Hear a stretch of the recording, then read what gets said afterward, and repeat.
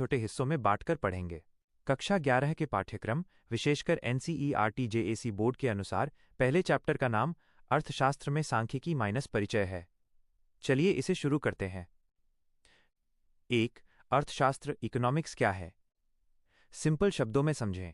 हमारे पास संसाधन रिसोर्सेज जैसे पैसा, जमीन या समय सीमित लिमिटेड हैं, लेकिन हमारी इच्छाएं वांट्स असीमित अनलिमिटेड हैं। सीमित संसाधनों का इस तरह से इस्तेमाल करना जिससे हमारी ज़्यादा से ज़्यादा इच्छाएं पूरी हो सकें और समाज का भी भला हो, इसी के अध्ययन को अर्थशास्त्र कहते हैं। अर्थशास्त्र के जनक, father of economics, Adam Smith को अर्थशास्त्र का जनक माना जाता है। दुर्लभता, स्कार्सिटी, जब किसी चीज़ की मांग डिमांड उसकी सप्लाई से ज़्यादा होती है तो उसे दुर्लभता कहते हैं। यही अर्थशास्त्र की सबसे बड़ी समस्या और आधार है। 2. मानवीय क्रियाएं, ह्यूमन एक्टिविटीज़। इंसान अपनी दिनचर्या में जो भी काम करता है उसे अर्थशास्त्र में 2 भागों में बांटा गया है। आर्थिक क्रियाएं, इकोनॉमिक एक्टिविटीज़, वे सभी काम जो पैसा कमाने या धन पैदा करने के उद्देश्य से किए जाते हैं। उदाहरण, एक किसान का खेत में काम करना, किसी टीचर का स्कूल में पढ़ाना या दुकानदार का सामान बेचना। गैर आर्थिक क्रियाएं, नॉन इकोनॉमिक एक्टिविटीज़, वे काम जो पैसे के लिए नहीं बल्कि प्यार, सहानुभूति या सामाजिक कर्तव्य के लिए किए जाते हैं। उदाहरण, माँ का अपने बच्चे को घर पर पढ़ाना या किसी गरीब को खाना खिलाना। 3. अर्थशास्त्र के मुख्य किरदार। अर्थशास्त्र मुख्य रूप से 3 लोगों के इर्द गिर्द घूमता है। 1. उपभोक्ता, कंज्यूमर, वह व्यक्ति जो अपनी ज़रूरतों को पूरा करने के लिए वस्तुओं या सेवाओं को खरीदता और उनका इस्तेमाल करता है। 2. उत्पादक, प्रोड्यूसर, वो व्यक्ति या कंपनी जो पैसा कमाने के लिए वस्तुओं या सेवाओं को बनाती है। 3. विक्रेता, सेलर, वह व्यक्ति जो लाभ कमाने के लिए ग्राहकों को सामान बेचता है। 4. अर्थशास्त्र की 2 मुख्य शाखाएं। आधुनिक अर्थशास्त्र को मुख्य रूप से 2 भागों में पढ़ा जाता है। व्यष्टि अर्थशास्त्र, माइक्रो इकोनॉमिक्स, जब हम किसी एक व्यक्ति, एक परिवार, एक कंपनी या किसी एक छोटे बाजार का अध्ययन करते हैं तो उसे व्यष्टि, सूक्ष्म माइक्रो अर्थशास्त्र कहते हैं।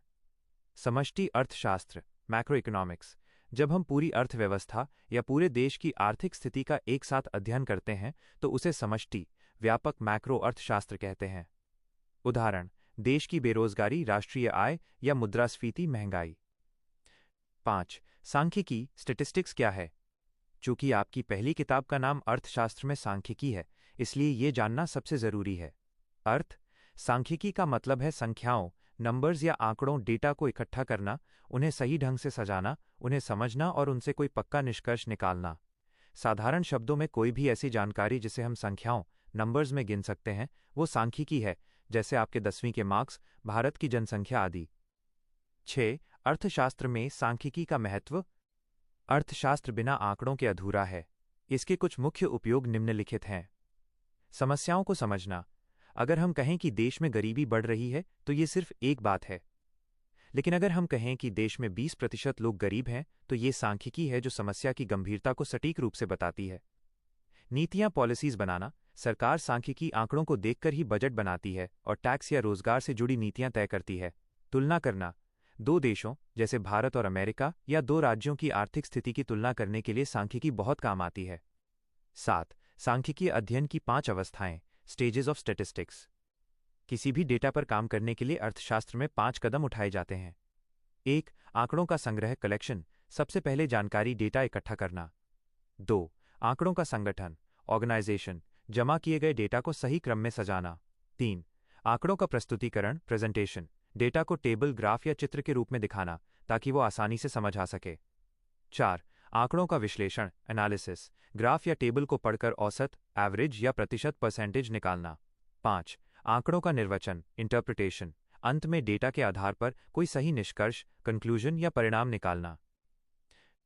चैप्टर का निचोड़। अर्थशास्त्र हमें ये सिखाता है कि सीमित संसाधनों का इस्तेमाल कैसे किया जाए, और सांख्यिकी, स्टैटिस्टिक्स, हमें उन संसाधनों का सही गणित और डेटा प्रदान करती है ताकि हम सही आर्थिक फैसले ले सकें। से सोचकर इनके जवाब दीजिए। प्रश्न 1. अर्थशास्त्र का जनक, फादर ऑफ इकोनॉमिक्स, किसे माना जाता है? A. Chanakya, B. Adam Smith, C. Karl Marx, D. Alfred Marshall. प्रश्न 2. एक किसान का खेत में काम करके फसल बेचना अर्थशास्त्र में किस प्रकार की क्रिया कहलाएगी? ए. गैर आर्थिक क्रिया, नॉन इकोनॉमिक एक्टिविटी, बी. सामाजिक क्रिया, सोशल एक्टिविटी, सी, आर्थिक क्रिया, इकोनॉमिक एक्टिविटी। डी, इनमें से कोई नहीं। प्रश्न 3, जब हम पूरे देश की आर्थिक स्थिति, जैसे पूरे देश की बेरोजगारी या महंगाई का एक साथ अध्ययन करते हैं, तो उसे क्या कहते हैं? ए, व्यष्टि अर्थशास्त्र, माइक्रो इकोनॉमिक्स। बी, समष्टि अर्थशास्त्र, मैक्रो इकोनॉमिक्स। सी, गणित। डी, विज्ञान। प्रश्न 4, अर्थशास्त्र की शुरुआत किस मुख्य समस्या के कारण होती है? ए, होल संसाधनों का असीमित होना। बी, संसाधनों की दुर्लभता, स्कैर्सिटी और असीमित इच्छाएं। सी, लोगों का काम न करना। डी, बाजार का बंद होना। प्रश्न 5, सांख्यिकीय अध्ययन, स्टैटिस्टिकल स्टडी का सबसे पहला कदम, स्टेज 1 क्या होता है? ए, आंकड़ों का विश्लेषण, एनालिसिस। बी, आंकड़ों का प्रस्तुतिकरण, प्रेजेंटेशन। सी, आंकड़ों का संग्रह, कलेक्शन। डी, आंकड़ों का निर्वचन, इंटरप्रिटेशन।